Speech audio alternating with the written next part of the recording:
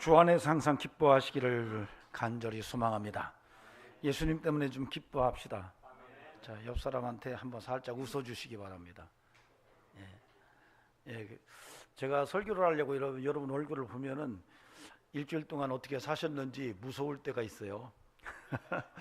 그래서 가끔은 좀 웃고 좀 설교도 듣고 찬양도 하고 그랬으면 얼마나 좋겠나 그런 생각을 가끔 합니다.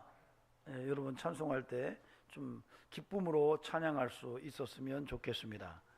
여러분 항상 기쁨으로 인생을 사시면 좋은 일, 기쁜 일이 자꾸 생깁니다.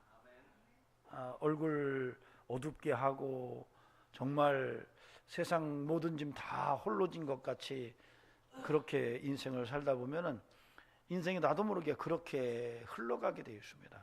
그러나 사는 게 힘들지만 예수 붙들고 주님의 힘을 힘입어서 그저 기쁨으로 인생을 살아간다면 점차적으로 인생이 맑음으로 바뀌게 될 것을 믿습니다. 그런 믿음으로 살면서 말도 은혜가 있는 말하고 축복의 말하고 표정도 항상 웃음이 가득하고 발걸음도 활력이 넘치고 여러분 그런 인생이 된다면 시작은 미약했지만 나중에 보면 좋은 일들이 아주 엄청나게 일어날 줄로 저는 믿습니다. 그렇게 삽시다. 저는 여러분들이 꽃길만 걸어가기를 원합니다. 꽃밭에 뒹구는 인생이 되기를 원합니다. 여러분 우리가 예수 믿고 예수님 때문에 꽃길을 걸어가게 돼 있어요. 여러분 그걸 아십니까? 그리스도인은 예수님을 믿고 꽃길을 발견한 자들이에요. 그 길을 계속 가다 보면은 꽃밭에 들어갈 수가 있습니다. 여러분 예수님께서 내가 곧 길이요 진리요 생명이라고 말씀하셨어요. 예수님이 길이다라고 말씀하셨는데 그 길은 바로 꽃길입니다. 아멘 안 하시네.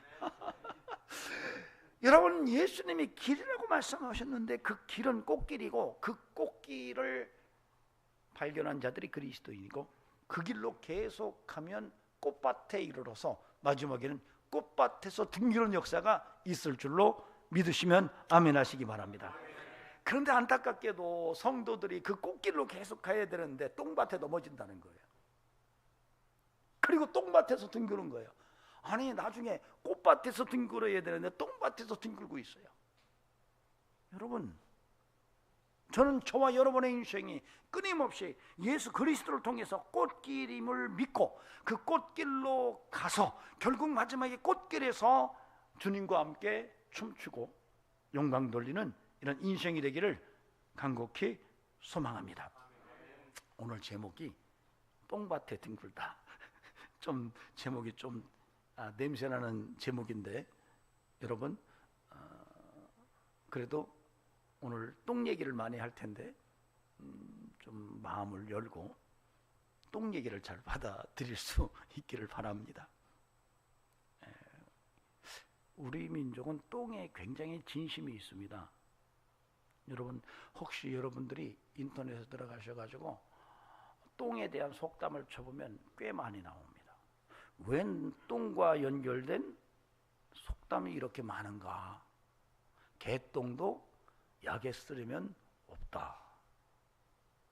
똥 묻은 개가 겨 묻은 개 나무란다. 똥이 무서워서 피하냐? 더러워서 피하지. 똥 싼 놈은 달아나고 방귀 낀 놈은 잡힌다. 똥 누고 간 우물도 다시 먹을 날이 온다. 똥 누고 미단 씻은 것 같다. 이런 똥과 연결된 속담이 생각보다 많습니다. 근데 그것만이 아니에요. 얘기 어린이들이 읽는 민담도 똥 얘기가 생각보다 많습니다. 여러분 돼지도 똥돼지가 있는 거 아십니까? 진짜 똥을 먹습니다. 개도 똥개가 있어요. 여러분 표정도 똥 씹은 표정이 있어요. 그거 희한하죠? 한번 똥 씹은 표정.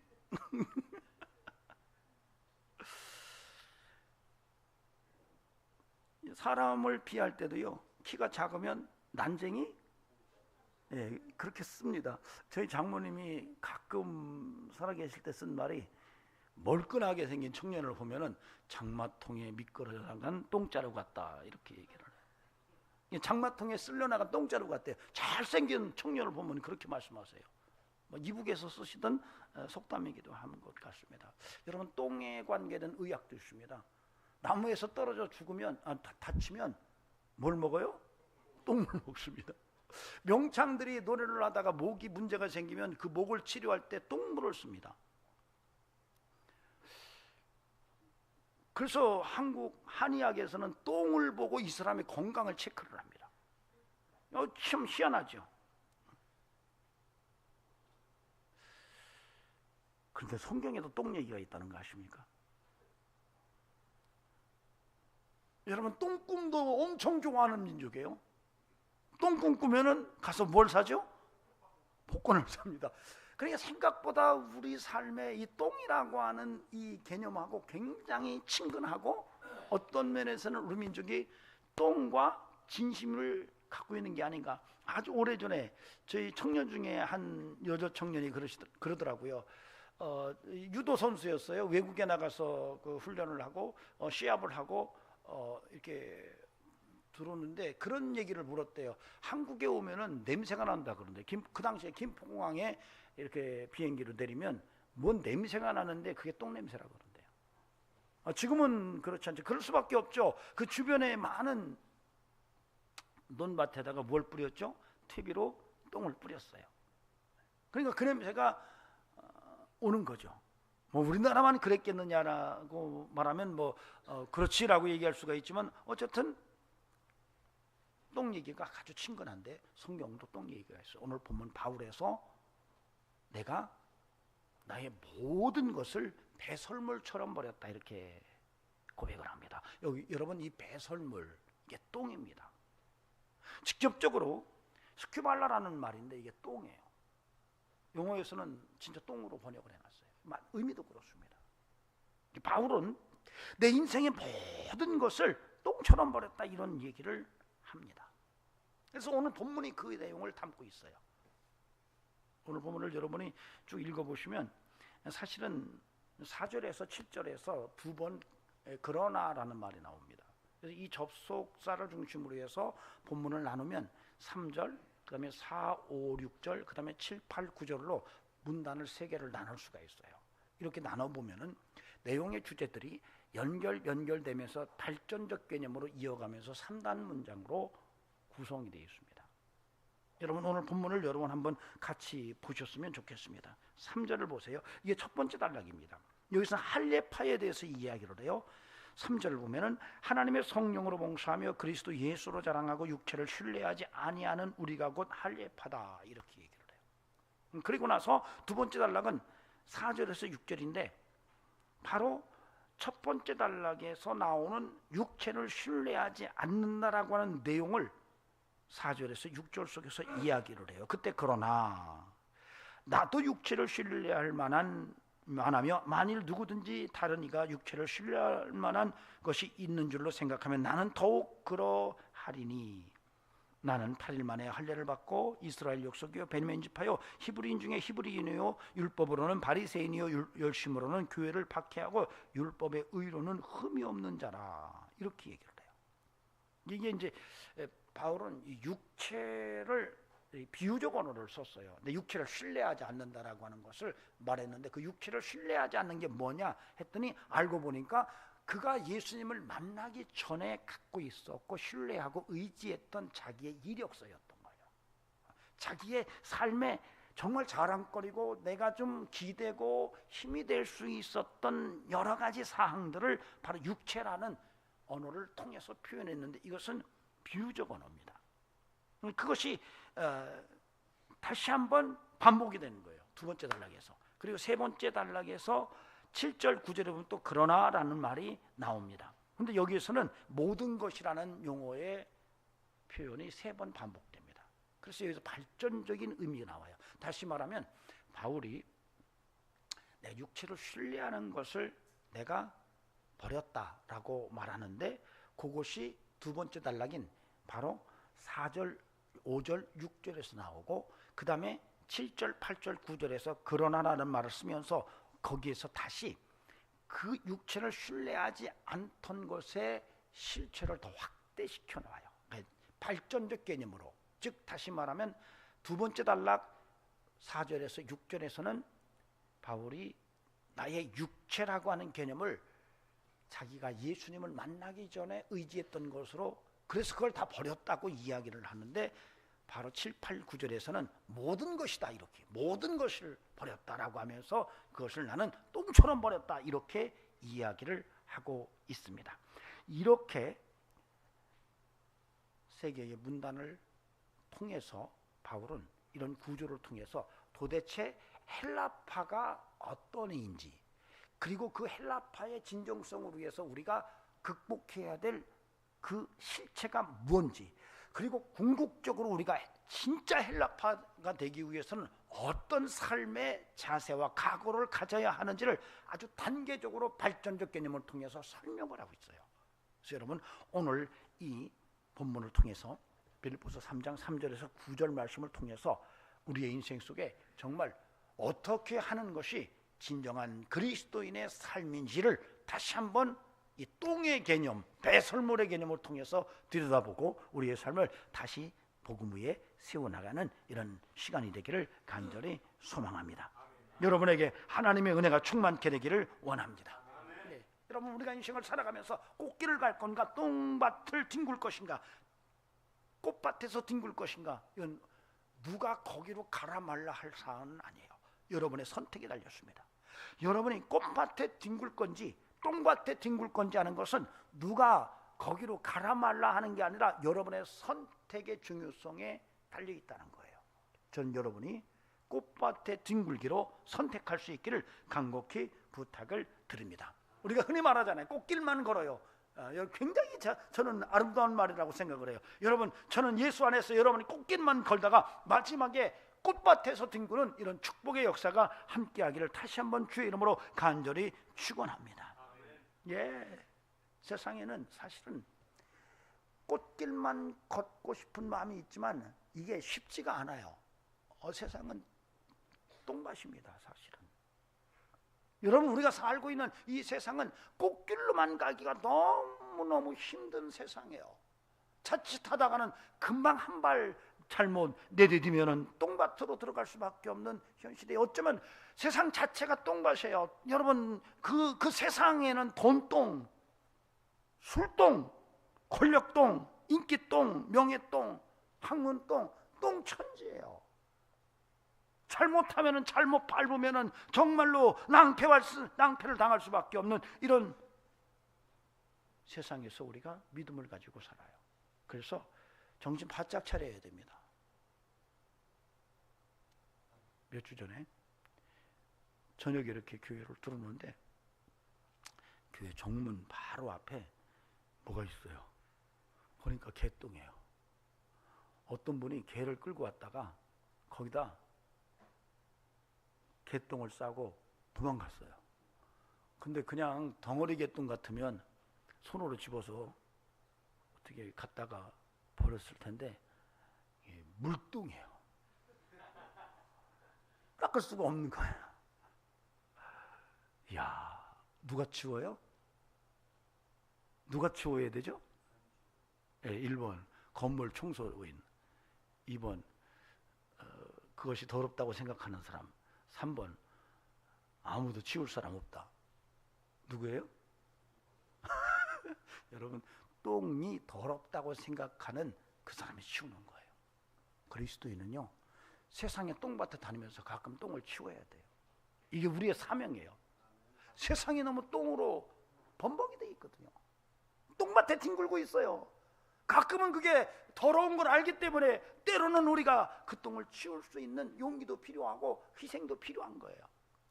전 우리 성도들에게 이런 정신 바짝 차리고 똥밭을 조심해서 살아가면서 정말 꽃길을 골라서 걸어가는 이런 영적 지혜가 함께하기를 주의 이름으로 간절히 축원합니다. 자, 오늘 하나님의 음성을 이 본문을 통해서 듣는데 그 첫 번째가 정말 할례파, 진정한 할례파가 누구냐라고 하는 얘기를 먼저 우리가 살펴야 돼요. 3절 보시겠습니다. 여러분, 3절 말씀을 함께 읽어보도록 하겠습니다. 함께 읽겠습니다. 시작.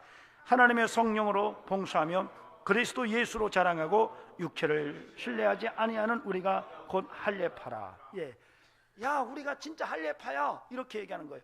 여러분, 할례파, 이건 대파도 아니고 쪽파도 아니고 실파도 아니고 할례파래요. 도대체 이 할례파라는 말을 바울이 왜 썼나? 우리 이호열 집사님 좀 웃고 설교 들으세요. 예. 집사님이 여기서 웃고 들으셔야지, 집사님이 인상 팍 쓰고 반쯤 좋은데든가 이러면 제가 설교하다 말고 설교 본문을 다 잃어버려요. 앞에 있는 분들 다 그래요. 사실 제가 말을 안 하지만 우리 여기 요 기둥 앞자리 이렇게 쭉 앉아 있는 이분들 여기서 졸잖아요. 그러면 제가 설교하다 말고 마음이 철렁하고 내려앉아요. 특히 이호일 자리에 정면에 앉았는데 이분이 졸고 뭐 이상하게 인상 쓰고 있다 그러면 제가 덜덜덜덜 떠는 거예요. 도대체 할례파가 뭐냐? 할례파. 여러분, 바울은 이 할례파에 대해서 사실 오늘 강력하게 이야기하는 거예요. 도대체 진짜 할례파가 되려면 어떻게 해야 되는지 너희가 알아야 된다. 왜? 자신의 경험 속에서 할례파가 누구인지를 본인이 확인했기 때문에. 사실 유대인들은 이게 굉장히 중요한 의미를 가진 그러한 용어입니다. 유대인들은 자기들의 선택을 의미하는 할례의 징표를 가지고 있었어요. 자기들이 하나님의 선민이라고 하는 이 사실을 할례라고 하는 징표를 통해서 확인을 했어요. 그래서 우리가 할례를 받음으로써 우리는 하나님 백성이다라고 하는 생각을 정확하게 했어요. 자기 몸에 그 징표가 있었어요. 근데 문제는 이 유대인들이 그 몸의 징표를 받고 내가 하나님의 선택된 백성이야 라고 하는 정체성을 가지고 그 선택된 하나님의 백성으로서 하나님의 뜻을 제대로 감당하고 살아야 되는데 그 삶의 기능과 실제적 삶의 행위를 다 잃어버립니다. 그래서 결국 나중에는 바로 할례받은 이 징표만 있으면 모든 것이 끝나는 거야, 이런 외식하는 신앙으로 변질됩니다. 그래서 그들은 그때부터는 삶은 아무것도 의미가 없어. 그냥 내가 할례받은 징표만 있으면 나는 하나님의 선택된 백성이야, 이런 생각을 하는 거예요. 쉽게 말하면 지금 우리도 그래요. 나 예수 믿는다고 고백을 했어. 삶은 아무렇지도 않아. 내가 예수 믿는다고 고백한 것 때문에 내가 꼭 꽃밭에 나중에 뒹굴 거야, 이런 생각하고 똑같은 거예요. 여러분, 어떤 이단 종파에서는 그래, 구원받았으면 되는 거야. 그 구원의 날짜가 있고 구원받았으면은 그 다음부터는 모든 것은 주님이 책임지셔, 마음대로 살아, 이렇게 가르치는 교파도 있습니다. 여러분, 그거 잘못된 거예요. 여러분, 우리가 할례를 받았으면은 할례받은 하나님의 선택에 대한 분명한 삶을 살아내야 되고 그 기능을 다해야 되는 거예요. 그래서 예수님께서 그런 모습을 강력하게 변환하시고, 야, 너희가 회칠한 무덤이다라고까지 얘기를 해요. 근데 바울이 그 예수님의 가르침을 따라서 로마서 2장에서 마음의 할례받은 자라는 얘기를 해요. 마음의 할례, 즉 몸에 드러난 할례 가지고는 안 되고 마음의 할례를 받은 자가 진짜 할례파야, 요 얘기와 연결된 본문이에요. 즉 다시 말하면 마음으로 예수 그리스도를 영접하고 예수님의 그 영성을 마음속에 담고 살아가면서 예수의 향기 풍기는 이 사람이 진정한 할례파야라는 얘기를 사실 함축적으로 하고 있는 거예요. 그래서 그 할례파를 말할 때에 이 할례파들은 성령으로 봉사한다, 예수로 자랑하고 육체를 신뢰하지 아니한다라고 딱 못을 박습니다. 어때요?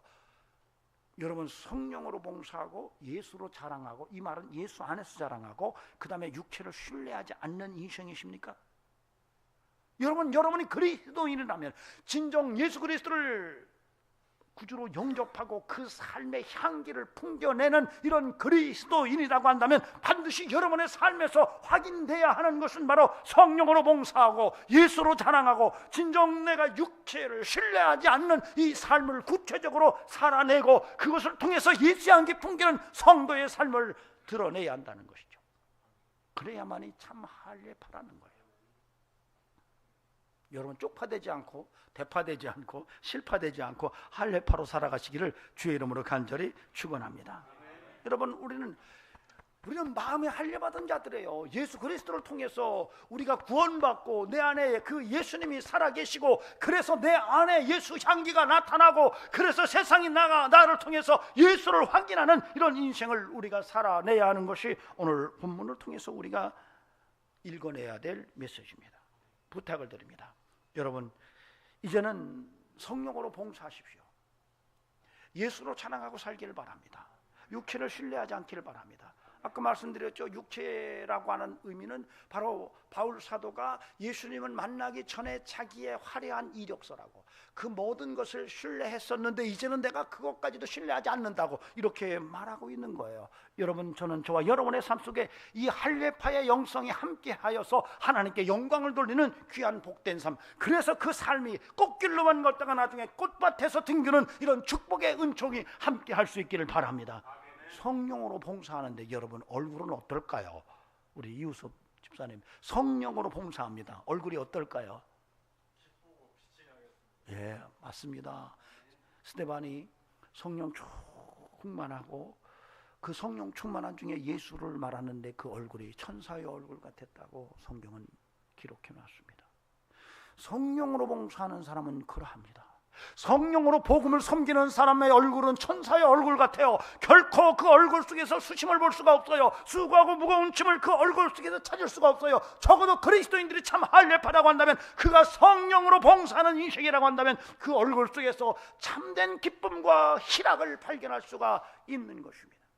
전 저와 여러분의 삶 속에 끊임없이 정말로 성령으로 사는 은혜가 함께하여서 여러분의 삶 속에서 천사의 얼굴과 같은 모습이 화려하게 드러나므로 하나님께 영광 돌리고 많은 사람들에게 도전을 주는 이런 은총이 함께하기를 간곡히 부탁을 드립니다. 예수로 자랑해야 돼요.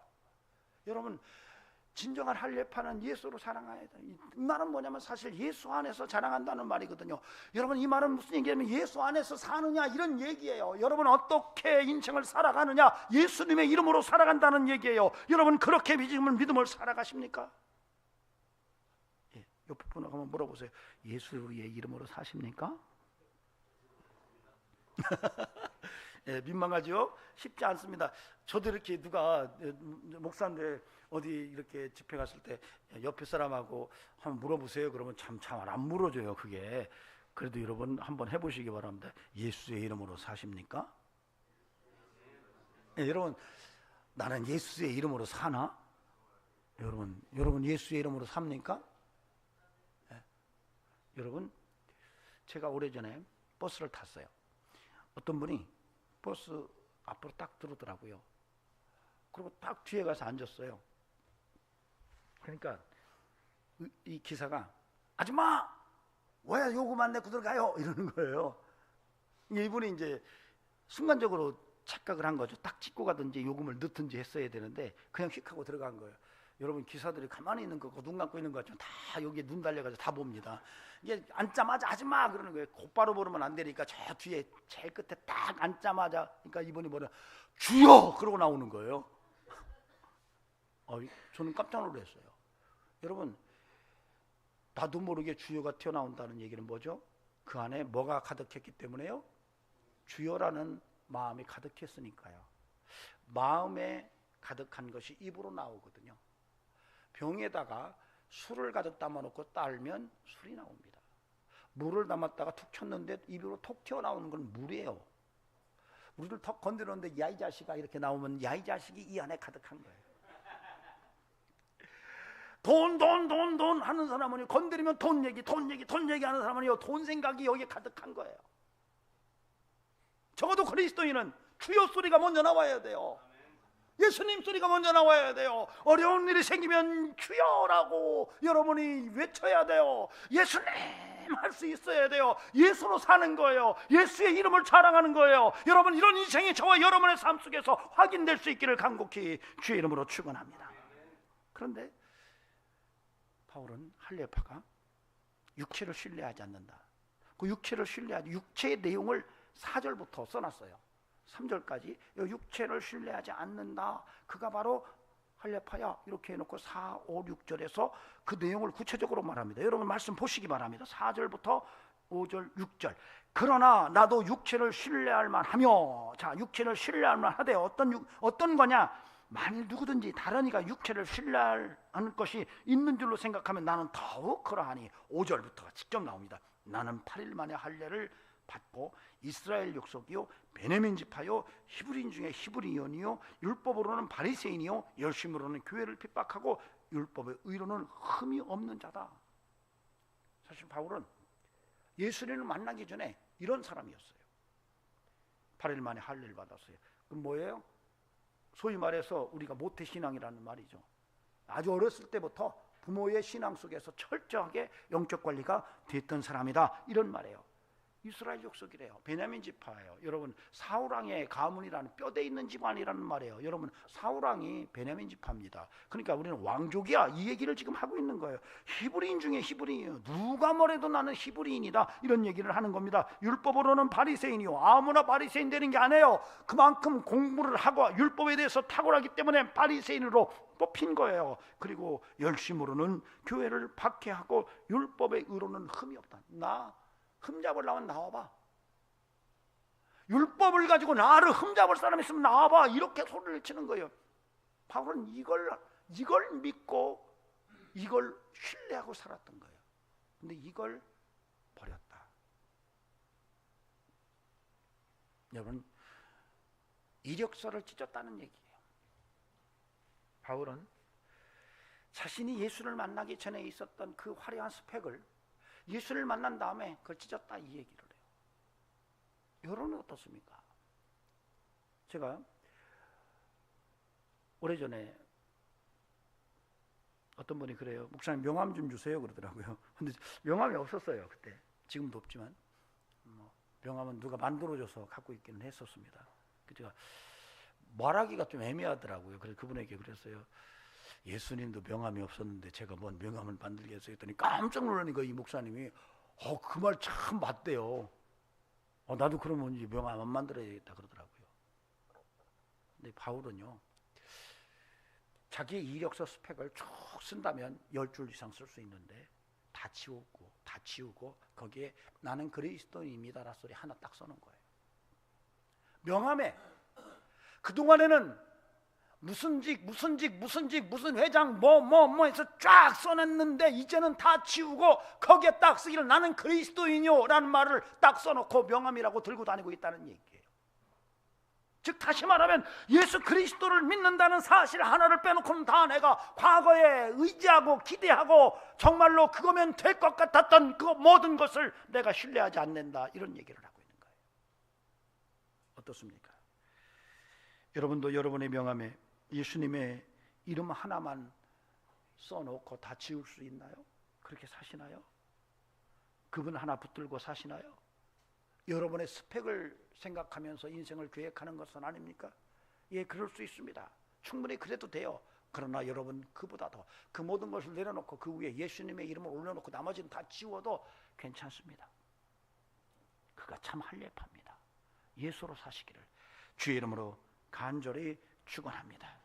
자신의 이력서, 자신의 삶의 화려한 스펙을 자랑하면서 그것을 신뢰하고 살았던 바울이 오늘 말합니다. 나는 그거 다 찢었다. 내 인생은 이제 예수 그리스도 믿음 유일한 한 가지 이력서만 붙들고 내가 산다라고 고백을 합니다. 부탁드립니다. 저와 여러분의 삶 속에 그런 은혜가 살아있기를 간곡히 주의 이름으로 부탁을 드립니다.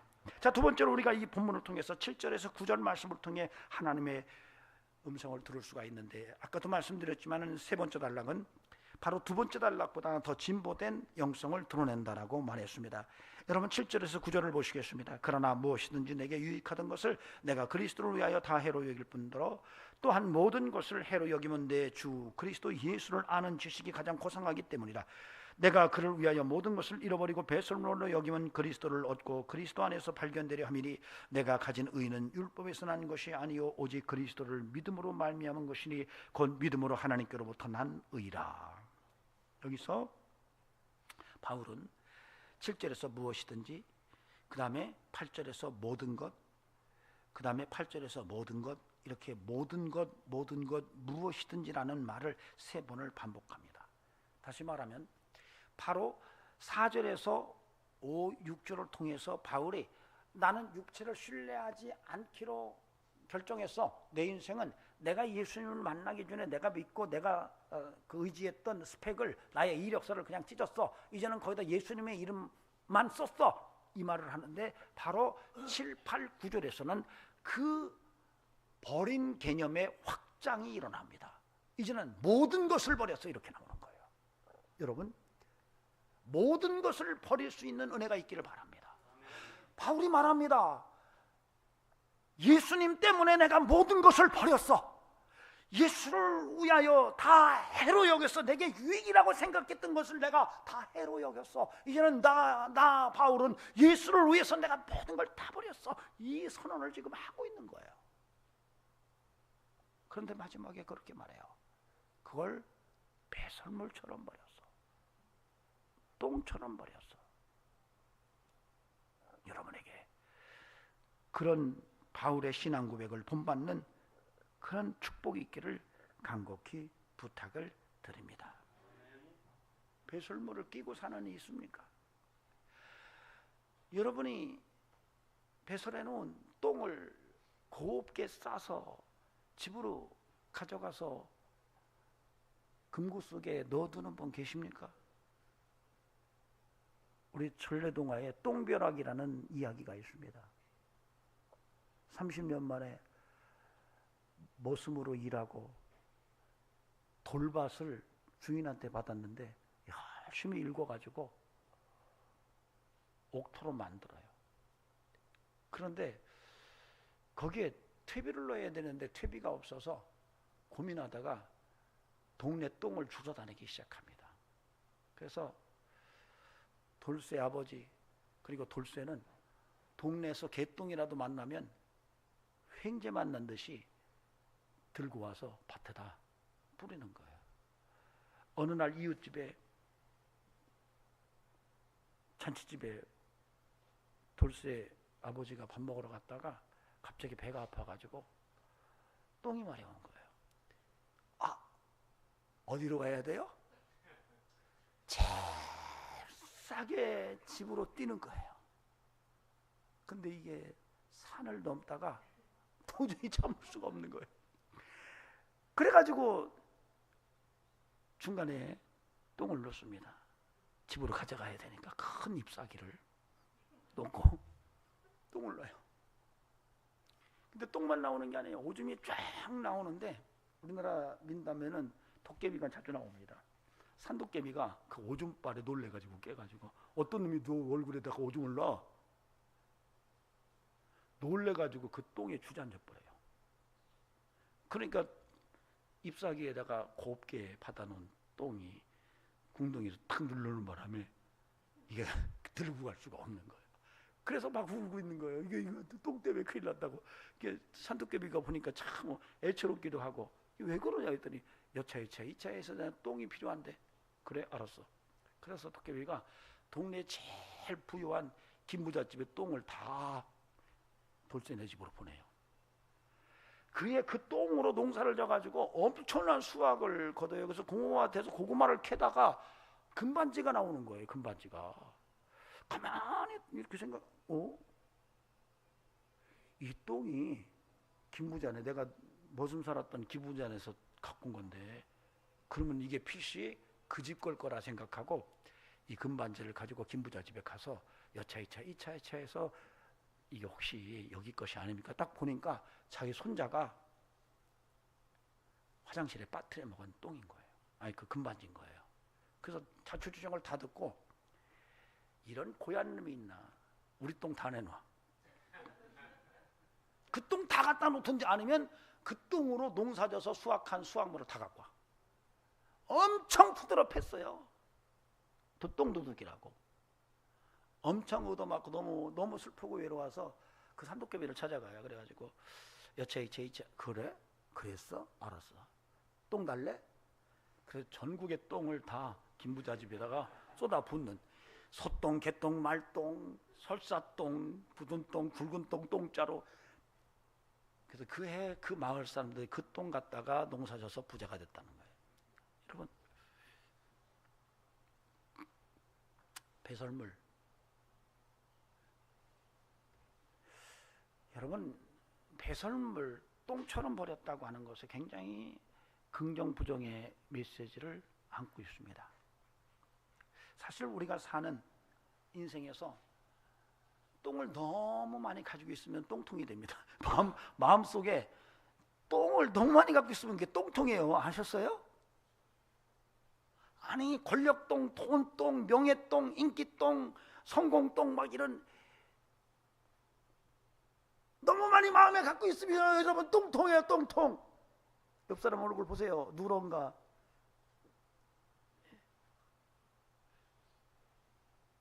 너무 그걸 거침없이 먹으면 똥 깨고요. 잘못 먹으면 똥 올라요. 오늘 바울은 말합니다. 다 버렸다. 예수 말고는 다 버렸다. 이렇게 얘기를 해요. 그러니까 예수 말고는 다 똥이야. 이런 얘기를 하고 있는 거예요.